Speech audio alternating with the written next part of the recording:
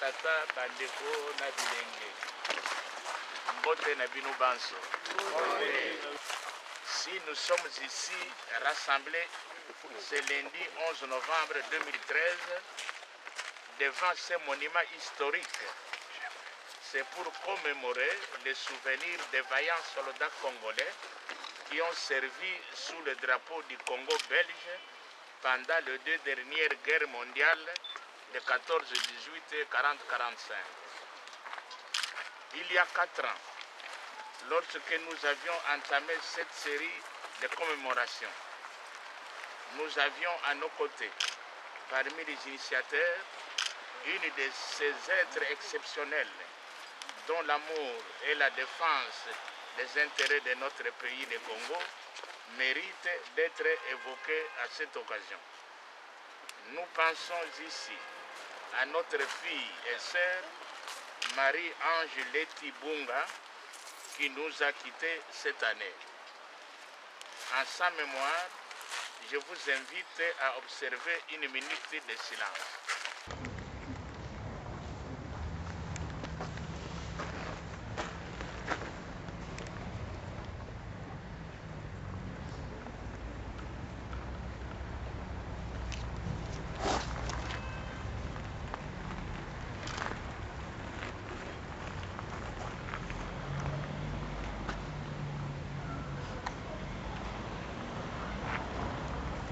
Merci.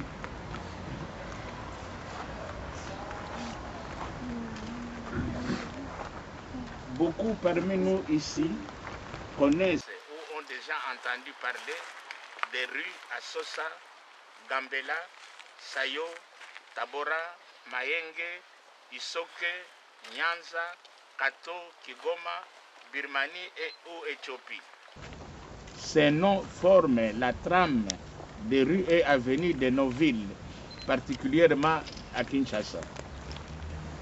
À ceux qui ne le savent pas, ces noms rappellent les victoires que remportèrent les troupes de la force publique congolaise lors des campagnes militaires des Jeux des 2 guerres mondiales.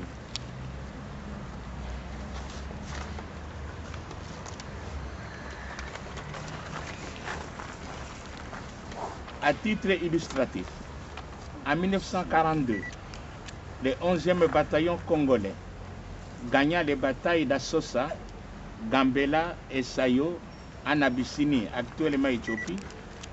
Ils combattirent avec succès aux côtés des forces britanniques en Abyssinie italienne, où 9 généraux et 48 officiers supérieurs italiens se rendirent aux troupes belgo-congolaises. Sur ce haut fait d'armes, voici ce qu'a écrit un historien belge. Au cours de la Première Guerre mondiale, des unités renforcées de la force publique combattirent durant la campagne d'Afrique de l'Est, l'Empire colonial allemand, au Cameroun, au Rwanda, au Burundi et sur le territoire de l'actuelle Tanzanie. Elles remportèrent divers succès militaires à Tabora, Mayenge, etc., gagnant le respect de leurs alliés britanniques et de leurs ennemis allemands. Évoquant à son tour les actions héroïques des soldats congolais, l'ancien gouverneur général Pierre-Henri Mas écrira « Grâce à eux, le drapeau belge n'a cessé de flotter fièrement à côté des drapeaux alliés sur les rivages étrangers. » Pour rappeler l'histoire, la force publique fut créée sous l'État indépendant du Congo pour combattre des esclavistes arabes qui rasiaient l'est du pays. Elle avait pour mission d'assurer la sécurité du territoire et le maintien de l'ordre public à l'intérieur du pays. Les 2 guerres mondiales, qui ne les concernaient pas, mais auxquelles les Congolais furent obligés de participer, permirent aux soldats congolais de s'illustrer sur divers fronts, dont je citerai la bataille d'Isère ici en Belgique, du Rwanda, Burundi, de Tanzanie, du Cameroun, d'Éthiopie, Palestine, de Syrie, du Madagascar jusqu'en Birmanie.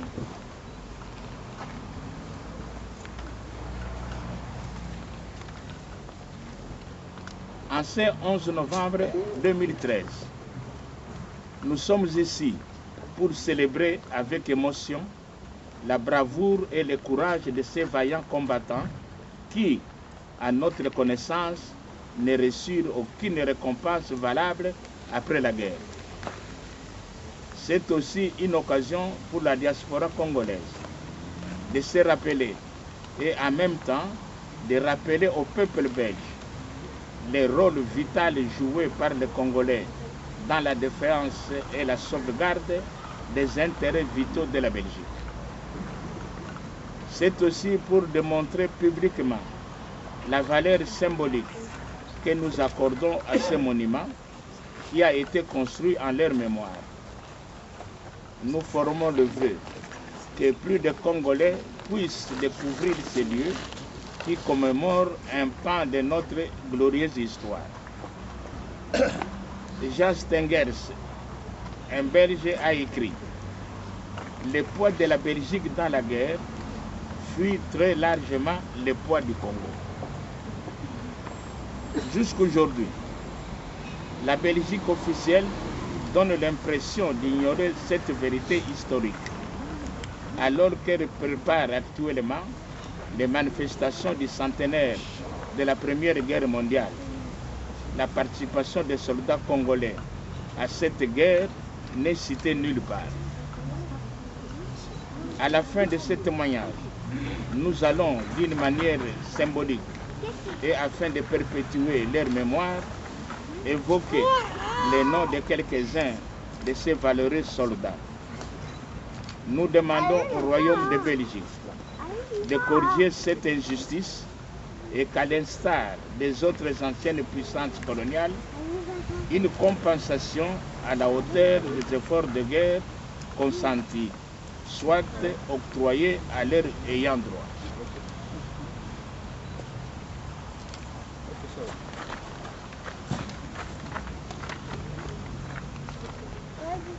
Je formule enfin le vœu que cette cérémonie puisse, de par son caractère national et historique, nous aider à ne pas oublier les valeurs fondamentales de notre culture d'origine et les liens qui nous unissent à nos compatriotes restés sur place au Congo. Ceux qui ont les termes congolais.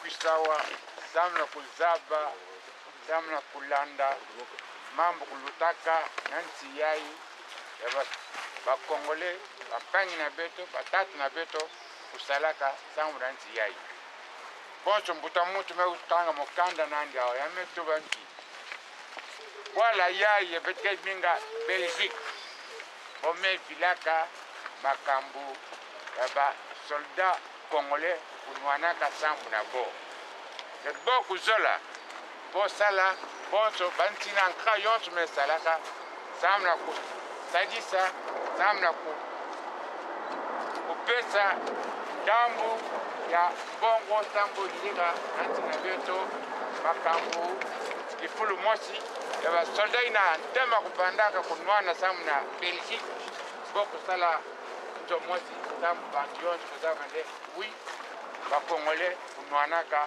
ya bageri yonso ya kubana kuluta na bwala yai ya zole betle ville ve que bombe ku gagner guerre 14 18 bo gagner guerre 40 45 yo kele sambuna bima mingi ya ukatao kantina beto yo ina bosa laka kima tete bosa laka bombe atomique bana uranium kupatikana Congo yo lotaka awo yo connecté na États-Unis bon bana za mfie ndi kisal na yo c'est à ce moment là bon kujando kulongo kwa yo ina bosa laka bunduki na bene wakandi bombe atomiki ina kwa bantu mingi na Japon betkel tulana tangu ndo ampangi na beto tangu ndo batatu na beto ina kusada bitu kunwanaka vita betu leo kuvila vodiaka ve na banzila yontu betu takuendaka beni yindulaka bo betu kuzola bo kudinda bo bika timbu mnamvu mnyakulu na ngindu na ntuna beto nde batina kunwanaka voilà kima muzo tubla beno yoyina.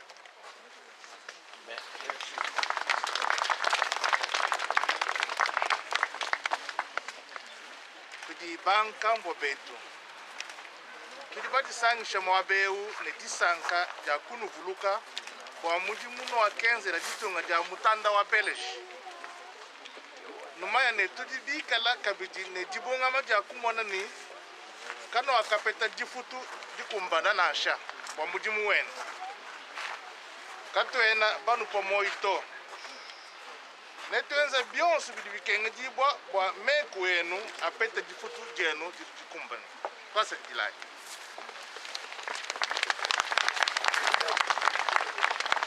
Kweli mutazani tulibasawa, lakini tunakusanikia leo juu ya kawa ya kuwa onesha kama hatutawasawa na hatutawasawaka tena.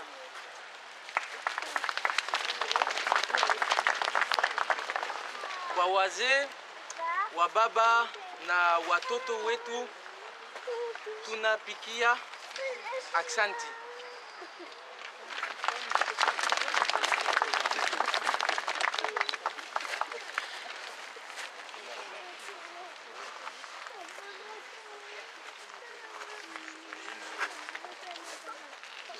Na bino bakoko na batata pe bana babiso botondi bino botondi ya solo tobosanaki bino pe sikoyo tosangani awa koya toyebisela bino te tolingi kobosana bino te mpe nde tobosani bino lisusu te.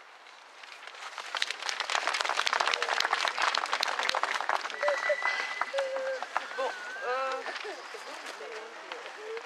nous allons demander à l'arrière-petite-fille, un volontaire qui a combattu ici en 14-18, de lire les noms des volontaires. Adipanga Joseph, Alomon Pierre, Balamba Jean, Bayon Paul Mabongo, Boimbo Antoine, Bolia Édouard Gabriel, Bolofo Camille, Bouclou Pius Albert, Bonkaku Eugène, Bouclou Pius, De Casa Léon, Drouven Joseph Florent Mathieu, Fataki Honoré, Ilanga Jean-Jacob, Jessie Jean-Baptiste, Simba Sébastien, Kudjabo Albert, Kulu Honoré, Lissassi Simon, Longo Michel, Lopico Joseph, Mabila François, Samba Albert, Manglinki Antoine, Mbimba Pierre, Mbondo Jacques, Mok Jules, Mona Antoine, Panda Parnana Paul,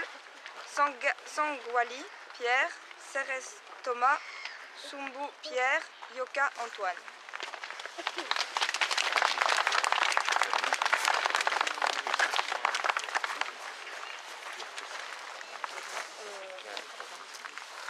Maintenant, c'est la liste des 40-45, les anciens combattants. Bolongo Henri, Mioka Daniel, Canon Pierre, Matounou Ferdinand, Kabouya Martin, Moulumba Kassimir, Loposa, Zadia, Lukisa,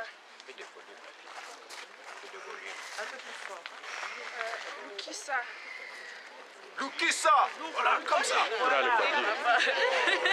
Baboulou, Voilà. Petit Joseph, Petit Joseph, Mété Marcel, Panzou Antoine, Kani Pierre,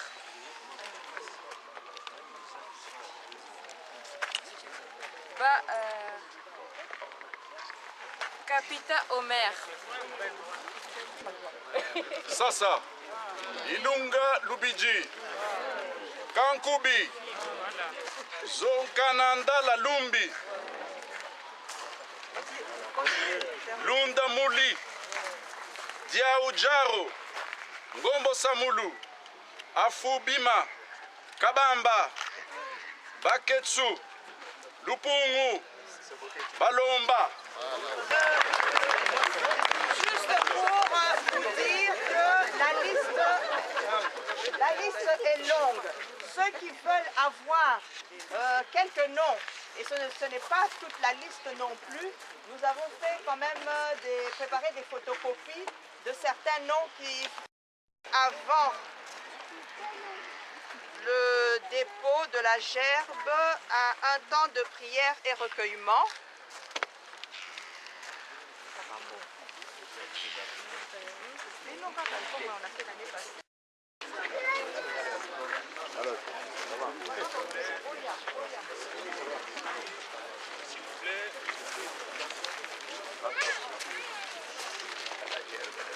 Ça c'est beau. Appelez le Maya pour déposer.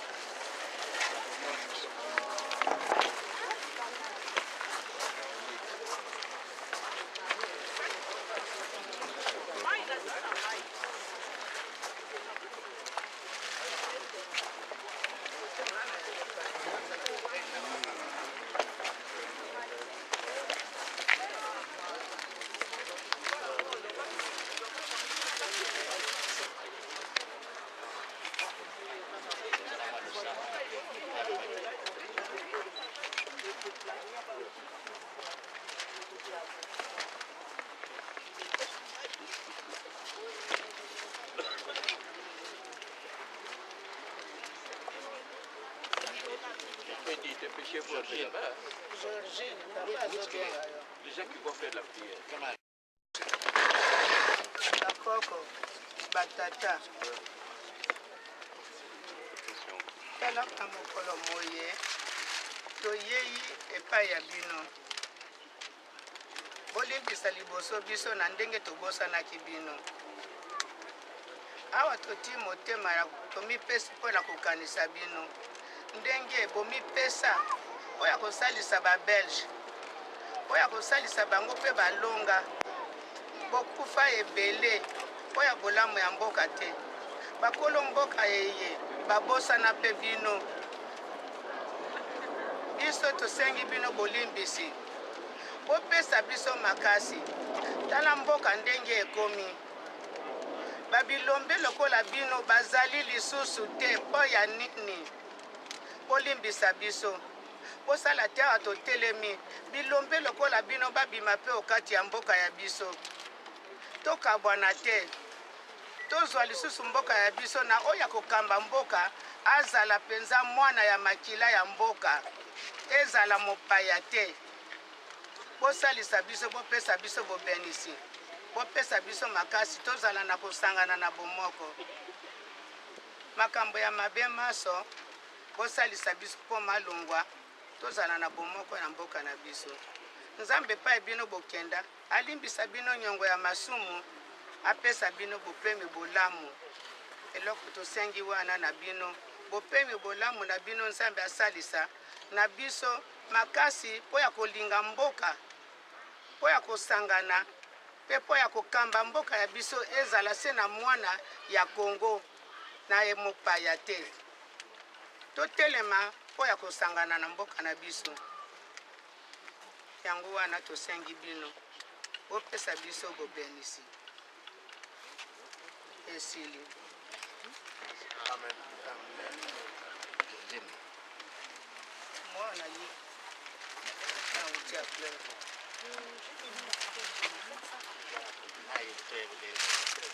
Mai. Wapi mulangia mai papa lingia mpaka mama. Uba nani mai flera. Ça va? Je tiens la canne. Attends, on fait.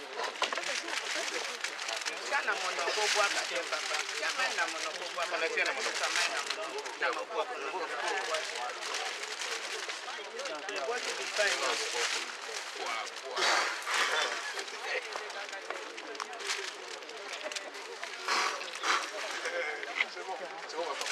Opesa biso nzoto makasi.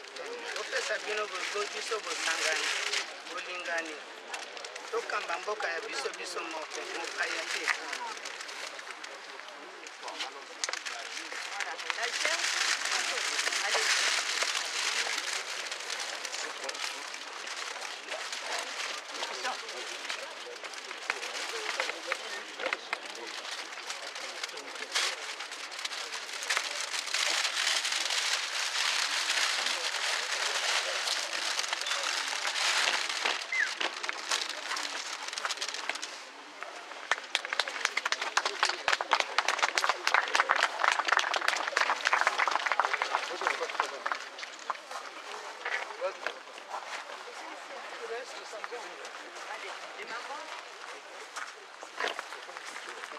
Gbagba Isère. Nous allons chanter le Gbagba Isère. Ceux qui l'ont, suivez les mamans.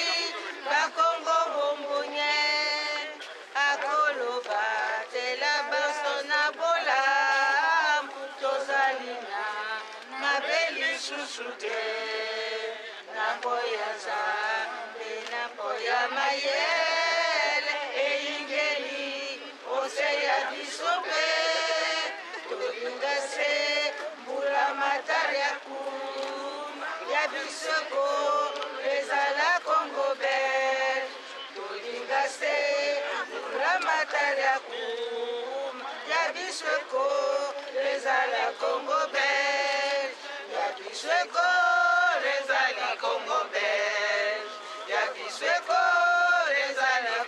belge,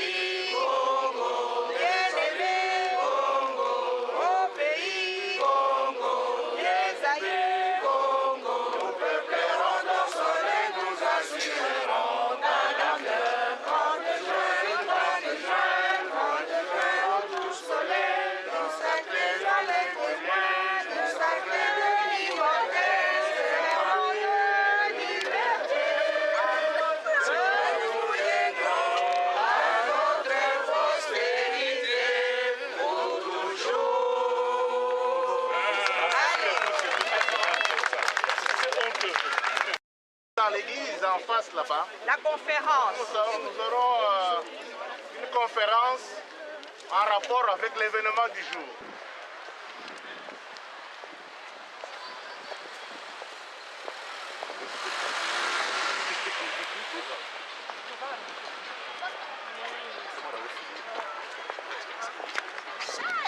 Oui, ça va et toi? Ah, enfin tu es là.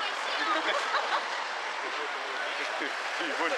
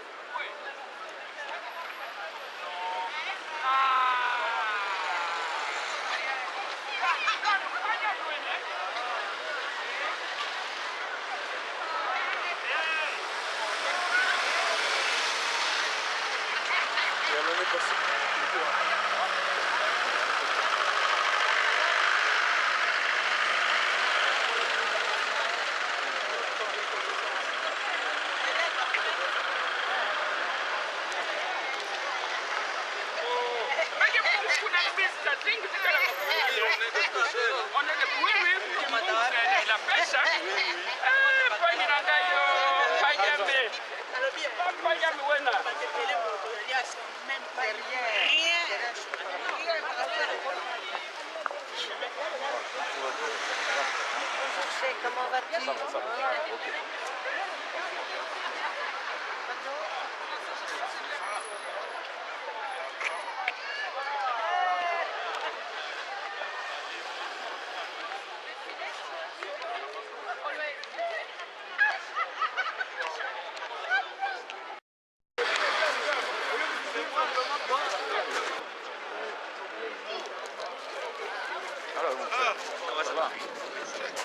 C'est ici donc pour nous le lieu de nous remémorer leurs exploits et surtout réfléchir ensemble sur la manière la plus intelligente et pragmatique de pouvoir entretenir ce qu'il convient d'appeler le devoir de mémoire. Avant toute chose, je voudrais, au nom du comité organisateur, représenté par l'ESBEL Bakouchita et le COC, la coordination de l'opinion congolaise, représenté par Papa Joseph Mbongo, que je salue amicalement, c'est une joie de vous voir nombreux, ce qui montre l'intérêt que vous portez pour cette problématique de la reconnaissance des non-voyants combattants. Alors, je ne vais pas m'étendre plus longtemps. Le thème de la conférence d'aujourd'hui est la force publique congolaise, son histoire, ses exploits et son apport vis-à-vis de la Belgique. Nous avons aujourd'hui 4 intervenants de premier choix qui vont chacun à tour de rôle plancher sur une problématique particulière, ce qui sera l'occasion pour le public de pouvoir poser des questions. Ce sera un moment où nous serons dans le jeu des questions et des réponses.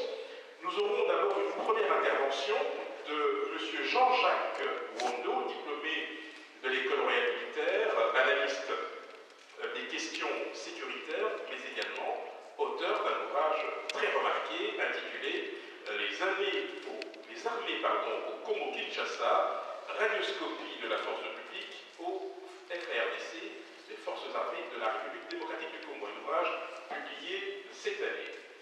Ensuite, nous aurons le plaisir d'écouter le colonel Dominique Kalonga, ex-officier donc Forces armées taïwanaises, diplômé de l'école royale militaire. Je précise qu'il est un des premiers Congolais en tout cas à être diplômé de cette école, puisqu'il fait partie de la toute première promotion qui est issue de 1960 et donc il en est sorti 3 ans plus tard. Nous aurons également le plaisir d'écouter Madame Odette Koudjabo, qui est la petite fille d'Albert Koudjabo, volontaire congolais en Belgique de la guerre 14-18. Ce sera pour elle le lieu de nous faire un témoignage. Enfin, quatrième intervenant, M. Anissé Mobé, qui va plancher sur l'effort de guerre et les dividendes des victoires de la force publique au profit de la Belgique. M. Anissé Mobé est chercheur en sciences sociales et également membre du comité de direction du collectif des intellectuels congolais à Paris. Alors, en tant que citoyen congolais, merci pour cette précision, cela ne nous avait pas échappé, merci de même. Voilà, sans plus tarder, mesdames et messieurs, et tout en vous renouvelant, souhaiter marquer sa solidarité à l'égard de cette journée à laquelle vous participez très nombreux. Je voudrais inviter dès à présent M. Jean-Jacques Rondeau, qui va nous parler de la genèse et l'évolution de la force publique de 1885 à 1960. Parce qu'il faut parler d'au moins 75 ans d'existence d'une force, d'une armée qui a gravé la mémoire de l'histoire congolaise aussi belge. J'ai réarticulé mon exposé, la force publique de la Genèse en 1985 à la mutinerie en 1960. Très important le date. Et je vais plutôt parcourir quelques éléments pour être bref et pouvoir consommer efficacement les 15 minutes. La force publique, il faut remonter 15 novembre 1984, 1884 au 26 février 1885, lorsqu'on organisa la conférence de Berlin qui permet qu'on puisse diviser l'Afrique. Et à la fin de la conférence de Berlin, le Congo a été confié au roi Léopold II. Et c'est de là que le 1er juillet 1885, la proclamation de l'État indépendant du Congo par le Parlement belge a été déclarée. Et comme tout État, la spécificité d'un État, c'est de pouvoir disposer de ce qu'on appelle le monopole de la violence légitime, c'est-à-dire un État n'existe que s'il a à sa disposition une force qui est capable de pouvoir réguler l'ordre intérieur, maintenir l'ordre et la sécurité. Et c'est là que le roi Léopold II décida de mettre en place une équipe lorsqu'il décida aussi d'organiser le gouvernement central qui devait diriger cet État indépendant. Et au sein d'un département de l'intérieur, il créa une division qu'on appelle C. Et dans cette division, il donna la mission à M. Aimé Coquillat, qui était aussi un ancien lieutenant de l'armée belge, qui est allé rejoindre Stanley dans les expéditions contre les Arabes, à pouvoir réfléchir sur la manière de créer une force capable d'assurer l'ordre public et la sécurité à l'intérieur de l'État indépendant du Congo. Cette conférence est organisée à l'initiative de l'SBL Batochita, représentée par Mme Anne-Georgine Djibois, et le COC, la coordination de l'opinion congolaise, représentée par Papa Joseph Mbungu. Aujourd'hui, donc le 11 novembre 2013, est un jour que nous allons ensemble commémorer, puisqu'il s'agit de mettre en évidence le rôle souvent méconnu de nos vaillants combattants qui ont versé leur sang pour que la Belgique notamment et ses alliés puissent vivre en paix. Et aujourd'hui, il nous sera difficile de faire la place sur la nécessité de, au fond, associer 3 notions. La première, c'est bien évidemment, il s'agit du colonel Dominique Kalonga, ingénieur de formation, issu de la première promotion de l'école royale militaire, qui va donc plancher sur les campagnes de la force publique du Congo. Mon colonel, vous avez... Nous avons entendu la force publique devait assurer 2 missions. Primo, assurer la sécurité de tous les voyages exploratoires. Et deuxièmement, maintenir l'ordre public. Alors, pour maintenir l'ordre public,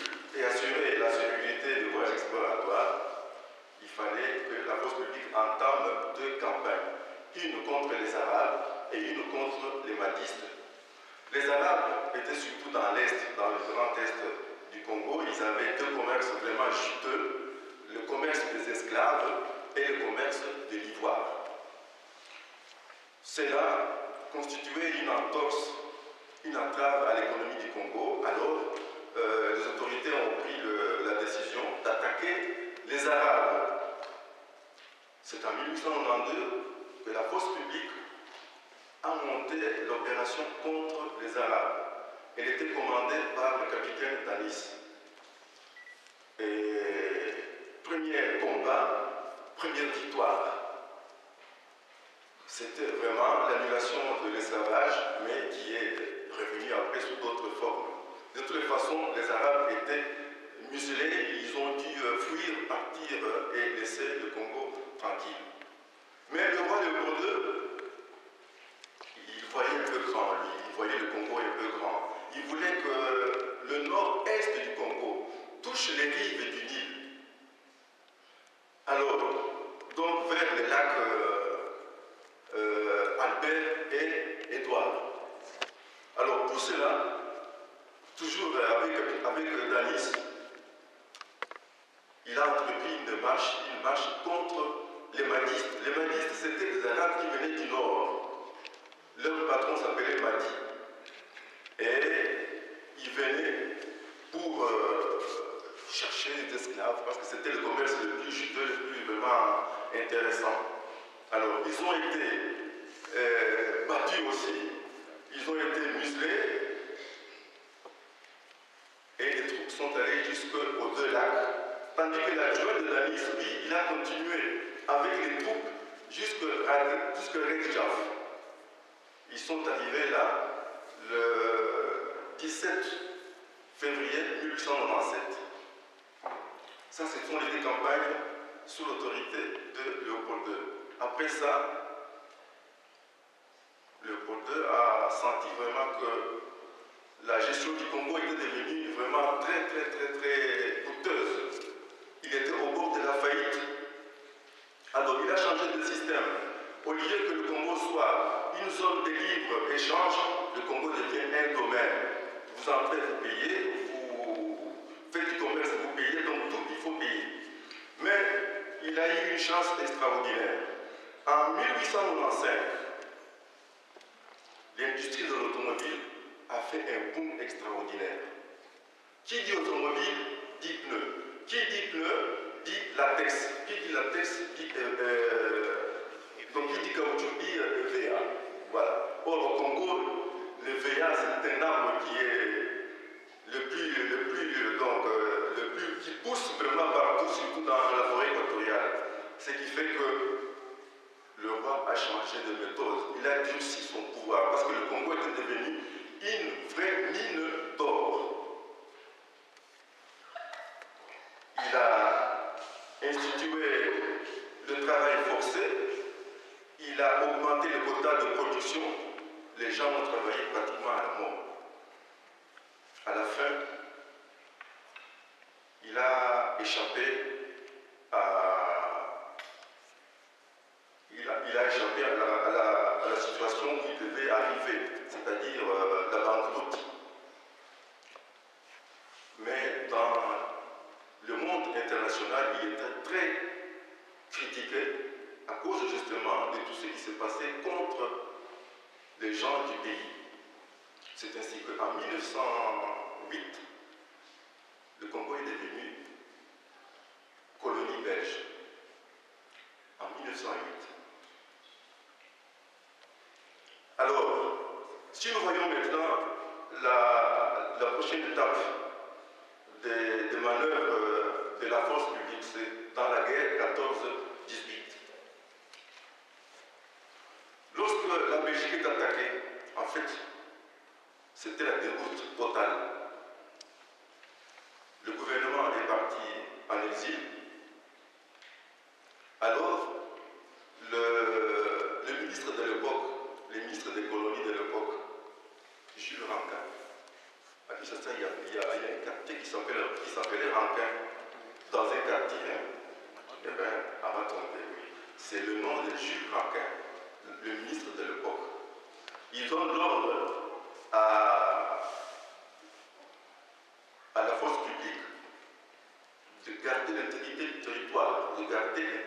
territoire, et d'aider ceux qui ont besoin de cette force publique, c'est-à-dire les Français et les Anglais. En effet, les Français avaient des problèmes avec le Cameroun, parce que le Cameroun à l'époque était une colonie allemande. Et à cette époque-là, la colonie de Cameroun avait des frontières avec le Congo.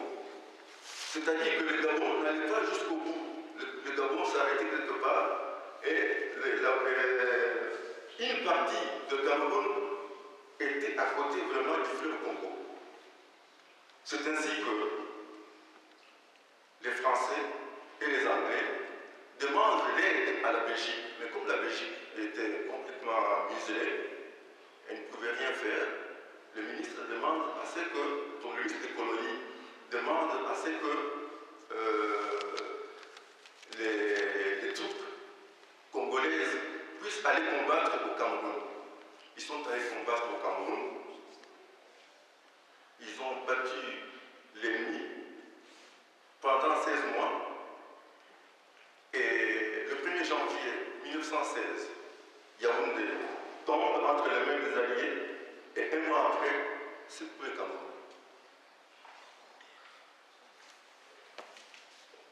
Entre-temps, l'Allemagne attaque la Rhodésie, l'actuelle Zambie, donc dans le sud du Congo. Et comme d'habitude, les Anglais font appel à la Belgique. La Belgique envoie le Congo. Voilà le mytho. Et ce sont les troupes qui étaient donc stationnées dans le Katanga qui sont parties en Rhodésie. La Rhodésie est dans le sud du Congo, la Rhodésie. La Rhodésie du nord, elle est dans le sud. Les Allemands avaient attaqué dans le sud-est du Congo. Et comme les Anglais n'avaient pas grand-chose à faire, ils ont fait appel aux Congolais. Les Congolais sont allés, ils ont chassé tous les Allemands. Tous les Allemands sont partis. Mais après ça, le ministre prend une décision. Il faut que le Congo fasse tout pour chasser les Allemands qui viennent par le lac Tanganyika. Parce que le lac Tanganyika constituait à l'époque une frontière de 700 km entre le Congo et l'Est africain allemand. L'Est africain allemand. Alors, ils ont monté une action pour défendre. Comment ils ont fait? C'est bizarre, hein? La Belgique était muselée, mais elle a acheté 4 hydravions. D'où venait cet argent? Je crois que tout le monde peut savoir d'où venait cet argent. Cet argent venait du Congo. On a acheté 4 hydravions pour maintenant attaquer le gros bateau qui sillonnait tous les lacs Tanganyika. C'était un bateau allemand. Quand ces avions sont venus, ils ont attaqué le bateau, ils l'ont bombardé et le bateau a coulé. À partir de ce jour-là, tous les lacs Tanganyika étaient aux mains des Alliés. Voilà la situation jusque-là. Mais une chose qui n'a pas été vraiment dite, c'est-à-dire que les Alliés ne voulaient pas que le Congolais aille au combat. Pour les Alliés, tous les Congolais devaient rester au Congo afin de leur fournir toutes les matières premières dont ils avaient besoin. C'est ainsi que les officiers qui ont formé les troupes congolaises là sont montés un peu en colère, ils sont fâchés, ils disent mais nous avons formé des troupes, comment est-ce que nous allons maintenant rester avec ces gens ici? Eh bien, ils n'ont pas été d'accord, ils sont allés en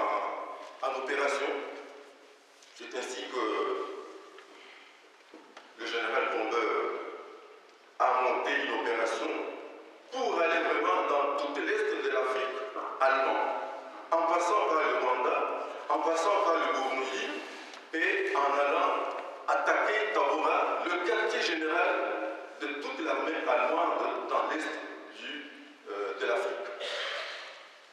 Ils sont partis, ils ont... Bon, le Rwanda, ils sont passés, ils l'ont eu en un clin d'œil. Le Burundi, la même chose, il est tombé, et puis ils sont arrivés à Tabora. Toute l'armée allemande a fui. Toute l'armée allemande a fui vers le sud, vers Mahenge. Ils ont été poursuivis par l'armée congolaise. Et quand ils sont arrivés là, les Allemands ont encore fui. Mais une année après, au mois de novembre 1918, ils ont été encerclés, ils ont été muselés aussi, et ils ont déposé des armes. Ça, c'est le travail de la force publique dans l'Est du Congo. Je voudrais maintenant vous parler d'un sujet très, très délicat, les porteurs, ce qu'on appelait les porteurs chez nous au Congo durant les deux guerres, les porteurs et les porteuses. En 1914, il n'y avait pas de route, il n'y avait pas de route, il n'y avait pas de chemin de fer, il n'y avait pas d'avion, il n'y avait pas d'aérodrome. Donc, pour que le soldat qui est sur le champ de bataille puisse avoir son arme, puisse avoir ses munitions, puisse avoir à manger, ben, il faut des gens qui lui apportent ça. Ce sont des porteurs. Être porteur, c'est un travail difficile, d'autant plus qu'à l'époque, ils n'ont pas été enrôlés, ils ont été réquisitionnés. Bonjour mesdames, bonjour messieurs, c'est pour moi un honneur d'être parmi vous. Et ce que je veux faire, c'est simplement une présentation de mon grand-père, ancien combattant de la Première Guerre mondiale. Je vais commencer par sa date de naissance, le 15 mars 1896, à Kilo, au Congo. Il arrive en Belgique à l'âge de 16 ou 17 ans, et ceci probablement par le port d'Anvers, parce qu'il n'y avait pas beaucoup d'options.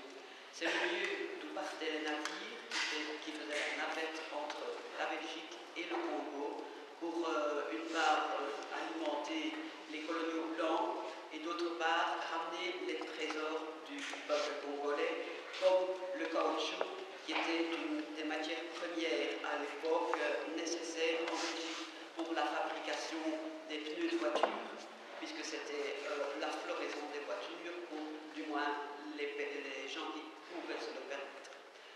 Le 6 août 1914, il se porte volontaire auprès de l'armée et a été inscrit dans le corps des volontaires congolais à l'âge de 18 ans. Il est soldat volontaire en 4e de ligne, régiment 4, et son matricule, c'est même son matricule, 104 68 449, pardon. Mais il n'y avait pas que lui, bien sûr. Ils étaient 32 ici en Belgique, des volontaires. Certains d'entre eux ont été envoyés à Liège, d'autres à l'Isère, et un troisième groupe s'est retrouvé à Namur, plus précisément à Lille. Paul Paldafarnana faisait partie de ce groupe. Il était adopté par une famille belge. Joseph Drouven faisait également partie de ce groupe de 32 volontaires. Son père travaillait et habitait au Congo avec une Congolaise. Il a ramené son fils en Belgique et Joseph était le premier soldat de couleur dans l'armée belge. Je voudrais en revenir aux soldats volontaires congolais car j'ai été stupéfaite de voir et d'apprendre qu'en réalité, ils ne faisaient pas vraiment partie de l'armée belge. Car non seulement ils ne pouvaient porter le même uniforme que les Blancs, mais l'armée belge, en plus, a créé une unité spéciale et celle-ci s'appelait le corps des volontaires congolais. Du 6 août 1914 au 22 août 1914, Kujabo Albert est rapporté présent auprès du corps des volontaires congolais. C'est-à-dire que pendant ce peu de jours, parce que du 6 au 22, ça ne fait pas tellement, mais il était au front avec les autres.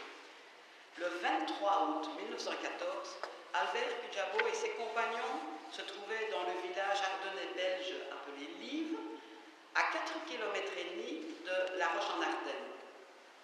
Leur mission était de défendre le pont se trouvant dans le village, qui était un point stratégique pour les Allemands. Il ne fallait en aucun cas que les Allemands traversent ce pont. Les troupes belges, en général, étaient, donc en général, je veux dire, non seulement les 32 soldats congolais, mais également les soldats blancs, étaient sous le commandement du colonel Chaltin. À 12h30, là, donc le 23 août, à 12h30, un ordre de retrait fut donné. Ordre qui ne parviendra jamais jusqu'au colonel Chaltin, et encore moins à l'unité du corps volontaire congolais, se trouvant à l'avant-garde.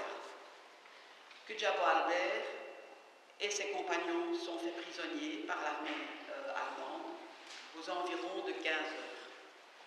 Il était blessé à la tête, d'autres ont été tués sur place. C'est ce même jour que Kujabo Albert sera transféré au camp de Soltau en Allemagne. Les Allemands faisaient des recherches, des expériences dans différents camps en Allemagne. Et mon grand-père a participé à ces expériences. C'est-à-dire qu'il s'agissait d'enregistrement de différentes cultures, des voix et des différentes cultures et nationalités. Il existe plusieurs centaines de dossiers qui ont été tenus secrets pendant des années, de très nombreuses années. Au total, j'ai 35 enregistrements de la voix de mon grand-père. Je ne l'ai jamais connu. Dommage, je le regrette. Mais au moins, j'ai entendu sa voix. Et je peux vous dire, vous garantir que chaque fois que j'écoute un morceau de ce qu'il a enregistré et de ce qu'il dit, m'émotionne toujours, encore en ce moment-ci. Le 27 avril 1917, les Allemands transfèrent Kujabo Albert vers le camp de Stuttgart 2. Désormais, il n'aura plus un nom, mais un numéro de prisonnier qui sera le 11 150. Mon papier qui colle.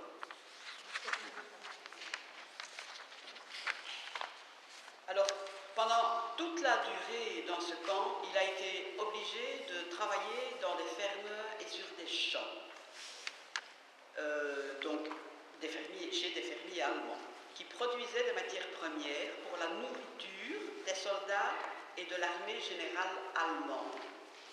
Il était convenu de lui payer 5 marks par jour de travail, ce qui n'était pas rien à cette époque-là. Mais cette promesse n'a jamais été tenue. Ils lui ont payé 5 marks par semaine. Cela fait... non, je voulais vous dire aussi, les travailleurs de nationalité allemande, eux, touchaient 10 marks par jour de travail. Donc cela fait 5 marks contre 50 marks par semaine pour le même travail. Inutile de vous dire que la différence était énorme.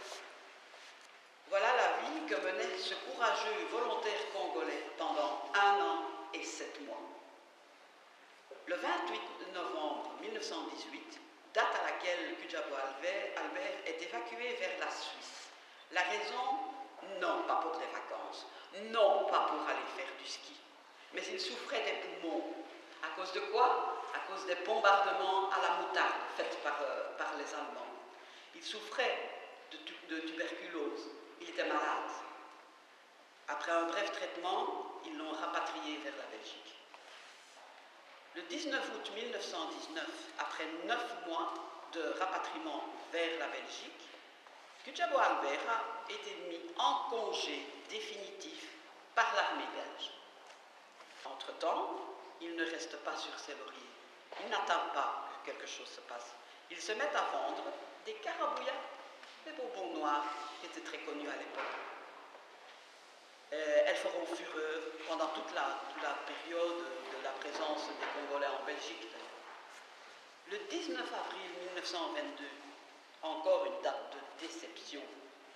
Depuis son retour en Belgique, il avait introduit une demande d'attribution du chevron de front, puisque les combattants y avaient droit, même les prisonniers de guerre y avaient droit.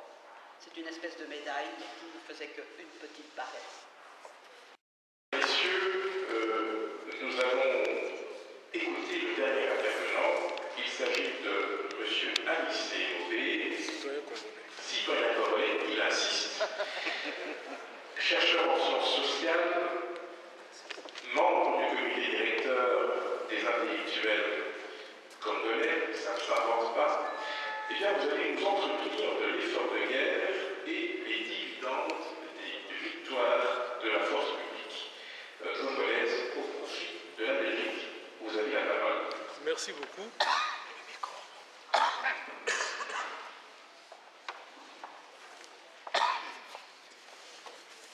Bien, merci beaucoup de m'accorder la parole. Je serai galant homme, je vais rendre moi aussi hommage à Madame Kutjabo parce que pendant très longtemps, lorsqu'on c'est très rare de parler de ces volontaires congolais pendant la Première Guerre mondiale. Ils sont même très ignorés au Congo. Hein. Et même ici en Belgique, on en parle rarement. Et heureusement que le musée de l'armée donne une liste quasi complète de ces volontaires, d'une part. Et deuxièmement, c'est parce que...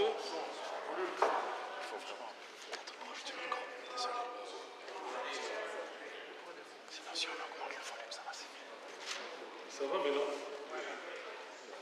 Et puis, d'autre part, vous avez cité Paul Panda Farnana. C'est très important parce que c'est un des tout premiers intellectuels congolais. On ne le connaît pas. Il a fait des brillantes études ici en Belgique. D'abord, pour ceux qui connaissent Bruxelles, il a fait toute sa scolarité à l'Athénée d'Ixelles. Il a brillamment réussi. Il a fait l'école supérieure agricole des Villevordes et ensuite à Nogent-sur-Marne en France. En 1920, il était très engagé dans les mouvements panafricanistes avec les intellectuels nord-américains, notamment les docteurs Webe Dubois. Et c'est Paul Panda Farnana, c'est un peu grâce à lui que nous avons les monuments du soldat inconnu de Kinshasa, puisqu'il a fait plusieurs requêtes pour que soit constitué un capital au profit des veuves et des orphelins de la Première Guerre mondiale. C'est lui, Paul Panda Farnana. Et deuxièmement, dès 1920, il exige qu'il y ait un conseil général qui s'occupe des affaires de Congolais, c'est-à-dire un conseil général, un parlement, élu au suffrage universel par des Congolais pour que les affaires du Congo soient débattues par des Congolais. Nous sommes en 1920. Il ne parle pas encore de l'indépendance, mais c'est comme si déjà il remettait en cause les jougs coloniales. Et d'ailleurs, il va être très attaqué par un journal belge, l'Avenir, le journal L'Avenir belge, ce qui explique notamment les disputes au sein de cette amicale congolaise. Et Paul Panda Farnana sera obligé de rentrer au Congo où il est mort dans des conditions quasi inexpliquées et inexplicables. Nous sommes en 1920. Deuxièmement, moi j'ai beaucoup apprécié les intitulés de notre rencontre d'aujourd'hui. Ces vaillants Congolais qui ont changé les cours de l'histoire de la Belgique et du monde. Et puis, les dividendes que la Belgique a retirés ou aurait retirés des efforts de guerre des Congolais.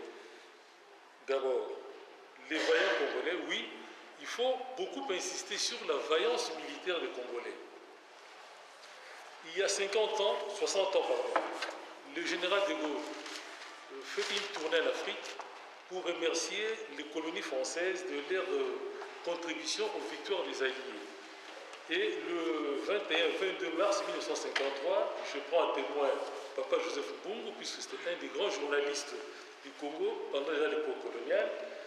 Le général de Gaulle arrive chez nous, il est chaleureusement accueilli. Vous allez me poser la question, mais qu'est-ce qu'il vient chercher à Kinshasa, à Léopoldville, puisque nous n'étions pas une colonie française? Eh bien, le général qui, lui, a toute sa vie tutoyé l'histoire, n'a rien oublié de ce qui s'est passé, des apports des soldats congolais, et en 14-18 et en 40-45, parce que si le Cameroun a été donné à la France et à l'Angleterre alors qu'il était une colonie allemande, c'est parce que les soldats congolais se sont battus au Cameroun, ce qui fait que le Cameroun a été partagé entre la Grande-Bretagne et la France. En 1940, il s'en est fallu de peu pour que Léopoldville, c'est-à-dire Kinshasa, fût la capitale de la France libre. De Gaulle avait déjà donné des ordres précis à certains de ses collaborateurs de gagner Kinshasa, Léopoldville, où il existait déjà un comité de Français libres pour combattre contre Brazzaville qui avait rallié plutôt Pétain. Sur le ralliement du général Félix Eboué, noir comme vous et moi, petit-fils d'esclaves, antillais, Eboué, qui était gouverneur de la France au Tchad, rallie de Gaulle. C'est ça qui a changé la donne. C'est comme ça que Brazzaville est devenue la capitale de la France libre. Autrement, ça aurait été Léopoldville, la capitale de la France libre. De Gaulle est chaleureusement accueilli à Kinshasa, fait Léopoldville. L'avenue que vous appelez avenue du commerce, que Mobutu a débaptisée, c'était l'avenue Charles de Gaulle. Pour ceux de ma génération, chacun d'entre nous, chaque Quinois, avait un magasin de référence sur l'avenue Charles de Gaulle, soit pour acheter des livres, pour les habits, et nos mamans avaient aussi une boucherie de référence. C'était l'avenue la plus populaire de Kinshasa. Et dans notre jeunesse, quand on était géant de taille, on vous appelait De Gaulle, en référence avec De Gaulle. Et quand De Gaulle arrive, il dit « Je retrouve en Kinshasa une cité fraternelle », parce qu'il était déjà venu chez nous en 1940. Alors, je vous montre ici un vieux numéro du journal Courrier d'Afrique. Pour beaucoup d'entre vous, ça ne vous dit rien. Là encore, je prends un témoin, Papa Mbungu. Courrier d'Afrique, c'est un des doyens de la presse écrite congolaise, déjà pendant l'époque coloniale. Mobutu a forcé Courrier d'Afrique, en 1972, à fusionner avec la Tribune, qui était devenue Elombe pour former Elima. Tandis que Salomon, que vous connaissez tous, est issu de la fusion entre Étoile du Congo et Les Progrès. Voilà. Donc vous avez ici le Courrier d'Afrique du 21-22 mars. Kinshasa, donc Léopoldville accueille le général de Gaulle. Et ici, l'accueil des officiels. Et ici, le général de Gaulle félicite le président de l'amicale des anciens combattants, M. Pierre Canon, qui sera bourgmestre de Lingouala, Saint-Jean, en 1957. Un des combattants de 14-18 sera M. Victor Pomorico, doyen du Sénat en 1960, que Papa Mbungu a bien connu. Donc, quand nous parlons de vaillants soldats congolais, ce n'est pas quelque chose d'abstrait. Ça renvoie à des réalités. D'abord, première réalité, donc j'ai cité le général de Gaulle. En 1914-1918, et en 40-45, il faut encore souligner cette vaillance. Pourquoi? Parce qu'en 1914, lorsque nous sommes obligés de nous battre, le Congo, ce n'est que 6 ans que nous sommes devenus colonie belge. Nous n'étions encore que État indépendant du Congo. Donc 6 ans après être devenus colonie belge, nous sommes propulsés dans cette guerre-là. Alors même que les Allemands ne nous ont pas attaqués. Ça résulte d'une provocation. Malheureusement, ce n'est pas souligné. Deuxièmement, vous allez dire oui, mais les troupes étaient bien encadrées. D'accord, mais la qualité de l'encadrement militaire n'a pas empêché l'effondrement des armées belges et en 14-18 et en 40-45. Si l'encadrement a pu trouver un terrain, j'allais dire fertile, pour être expérimenté, c'est parce qu'il y avait aussi des qualités guerrières chez les Congolais. Troisièmement, pour ce qui est de la guerre de 40-45, tout à l'heure, quand nous étions là-bas, on a cité le général Janssens qui disait « La force publique, c'est la seule armée qui n'a jamais perdu ». Oui, il a dit après coup, en 40-45, le général Janssens, il est encore major, membre de l'état-major de la force publique. Eh bien, l'état-major de la force publique refuse le combat, considérant que la victoire de l'Allemagne est tellement totale que ça ne sert à rien de se battre contre l'Allemagne. En réalité, les officiers, parce que fidèles au roi Léopold III, qui lui aussi a refusé que le Congo ne s'engage dans la Deuxième Guerre mondiale, a donné ordre pour que le Congo belge reste à l'écart de la Deuxième Guerre mondiale. En réalité, il y avait aussi sur place des pressions, notamment tous les grands industriels du Katanga, qui ont refusé que le Congo prenne parti. Au contraire, le Congo devait rester ouvert à tous pour que leurs affaires soient le plus rentables possible. Donc le gouverneur général Pierre Eckmans a engagé le Congo belge dans la guerre, dans la Deuxième Guerre mondiale, contre l'avis du roi Léopold III et contre l'avis de l'état-major de la force publique. Dans ses mémoires, le général Janssens parle de ces rapports, mais d'une manière édulcorée. Il faut lire d'autres auteurs, notamment le professeur Van der Linden, pour lire l'intégralité du rapport de l'état-major de la force publique en 1940. Deuxièmement, en quoi cette vaillance, dont je ne m'attarderai pas sur les victoires, puisque ça a été rappelé, Sayo, Tabora, Gambela, Maenge, donc je ne veux plus m'attarder là-dessus. Il faut maintenant se poser des questions sur le pourquoi de toutes ces victoires et les retombées. Maintenant, en quoi cette vaillance militaire des soldats congolais a changé le cours de l'histoire? Non seulement la vaillance militaire, mais aussi l'ardeur de Congolais au travail.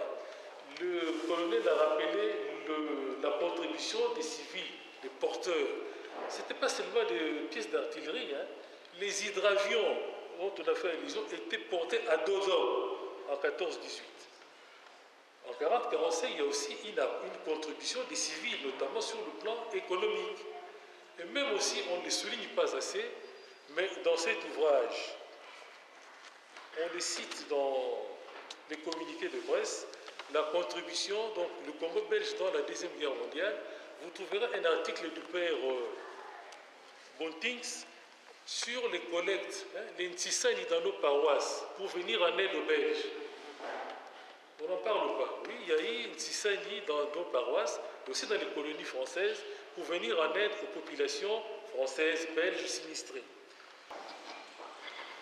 Bon, merci de m'accorder la parole.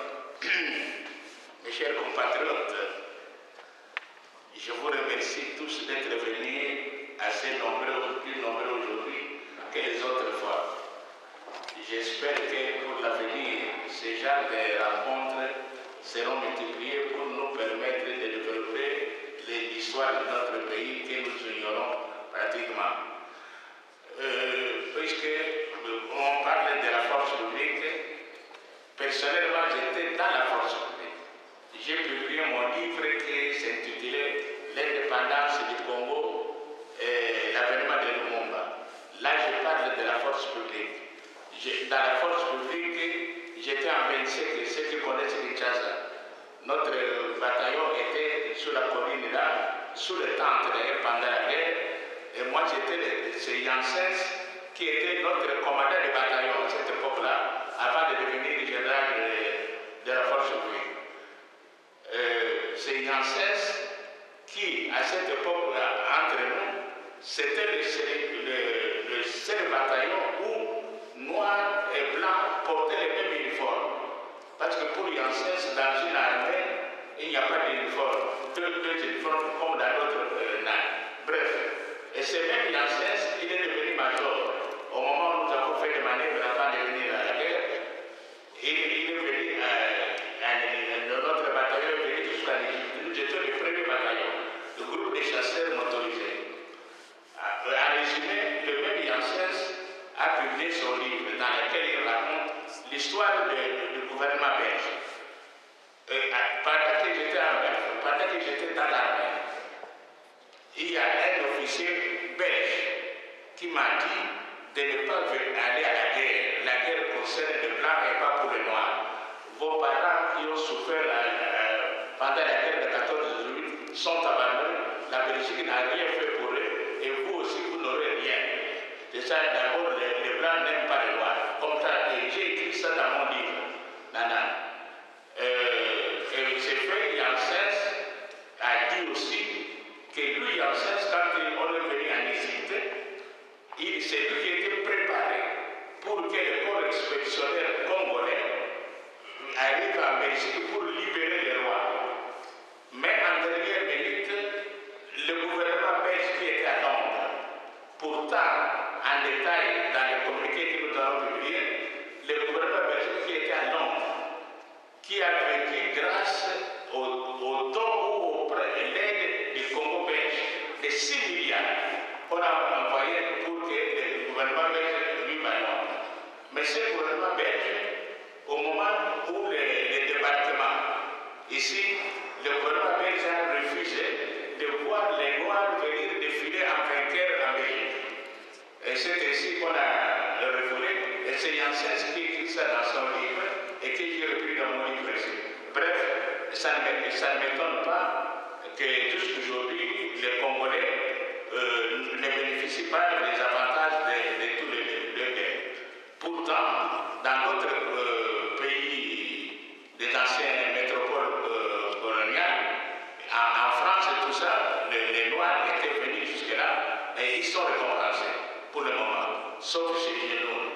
Le but de cette rencontre d'aujourd'hui, c'est justement de poursuivre d'abord, je remercie les orateurs qui ont parlé, qui nous ont édifiés avec la force publique. Et je demande à tout le monde d'être très attentif, de profiter de cette occasion pour qu'à l'avenir nous pouvons multiplier ce genre de rencontres pour pouvoir développer l'histoire de notre pays. Le but de cette rencontre, c'est justement pour demander à la Belgique de reconnaître ce que le Congo a fait, parce que la Belgique, c'était le seul pays. D'abord, la Belgique était reconnue comme État grâce à l'effort de guerre du Congo. C'est ça les choses que les gens ne savent pas.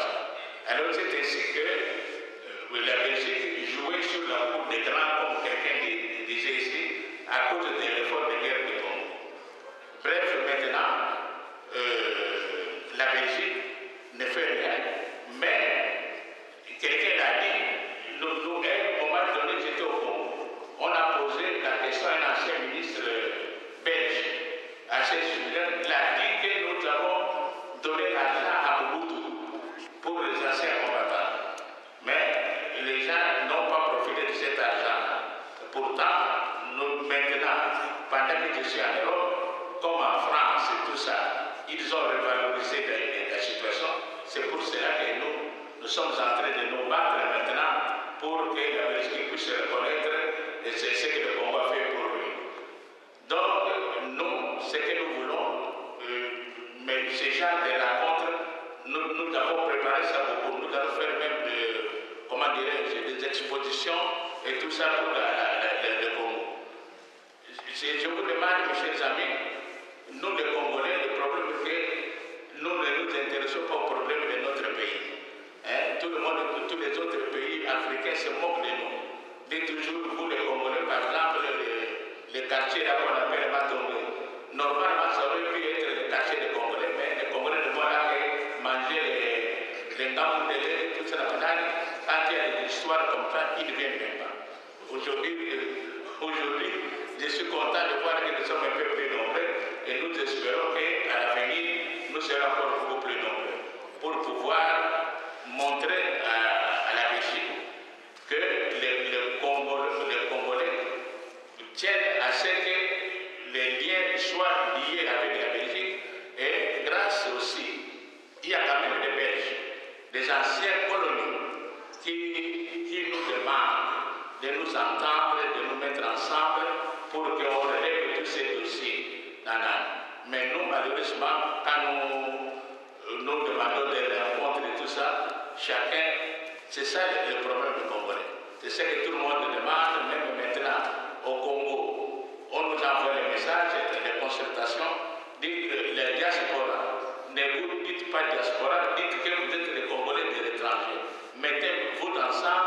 pour que nous restions en contact avec vous pour pouvoir développer notre pays.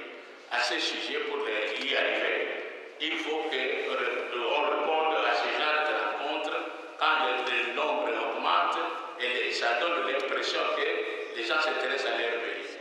Et puis pour les centenaires, maintenant, il y a une semaine, si vous avez suivi, la Belgique a commencé à inaugurer la commémoration du centenaire de la guerre 14-18.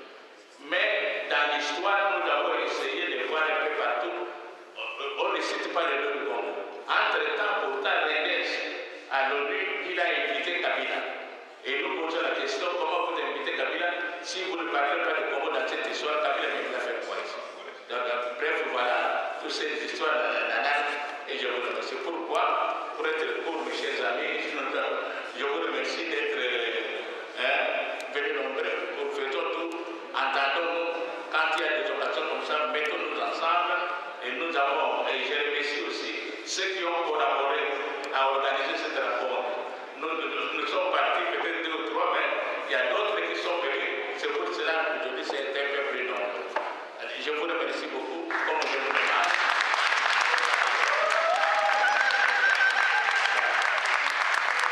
Merci beaucoup, papa. Papa, je vous remercie aussi, merci infiniment. Je rappelle que vous représentez la coordination de